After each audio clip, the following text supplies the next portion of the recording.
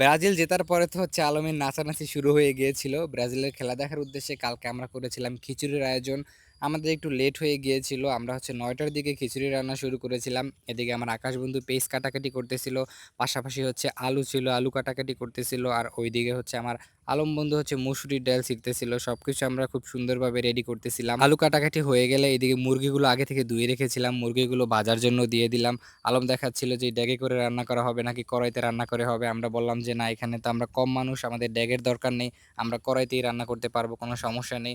তো আস্তে আস্তে করে আমরা রান্না বাড়া শুরু করে দিলাম। এইদিকে হচ্ছে রনি ভুল করে ২-৩ বার হচ্ছে একই জিনিস দিয়ে দিল, মরিচ দিয়ে দিল ডাবল। জানি না খাবার কেমন হবে, তো অপেক্ষা করতেছিলাম। দেখলাম যে না, কালারটা খুব সুন্দর আসছিল, আশা করি রান্না খুব ভালো হবে। এদিকে আমি একটু নেড়ে চেড়ে হচ্ছে ওদেরকে হেল্প করছিলাম। আমাদের রান্না শেষ হওয়ার আগে কিন্তু খেলা শুরু হয়ে গিয়েছিল, এই জন্য হচ্ছে আমরা খেলা দেখতে বসেছিলাম। আর এইদিকে আলম রান্নাঘর থেকে ভিডিও কল দিয়ে আমাদেরকে দেখাচ্ছিল যে খিচুড়ি প্রায় রান্না হয়ে গেছে। খেলা দেখার জন্য হচ্ছে ভিডিও কল দিয়েছিল, তো আলম এসে খেলা দেখতেছিল। যখন জাপান হচ্ছে ১ গোল দিয়ে দিল তখন তো মাথায় কোনো কাজ করতেছিল না। যদি কোনোভাবে ব্রাজিল হেরে যায় তাহলে তো গলা দিয়ে খিচুড়ি নামবে না, তাই হচ্ছে যখন বিরতি দিল তখন সবাই খেয়ে নিলাম। বিরতির পরেই দেখলাম যে ব্রাজিল ১ গোল দিয়ে দিল। এদিকে হচ্ছে আলমের নাচানাচি শুরু হয়ে গেল। তো আলমের গলা শুকিয়ে গিয়েছিল, এজন্য একটু 7 আপ খেয়ে নিল যে আজকে কি হবে, টান টান উত্তেজনা ছিল। তো অবশেষে ব্রাজিল ২ গোলে জিতে গেল। আর এদিকে শুরু হলো আমাদের বন্ধুদের আনন্দ উল্লাস। তো আজকের খিচুড়ির আয়োজন এই পর্যন্তই।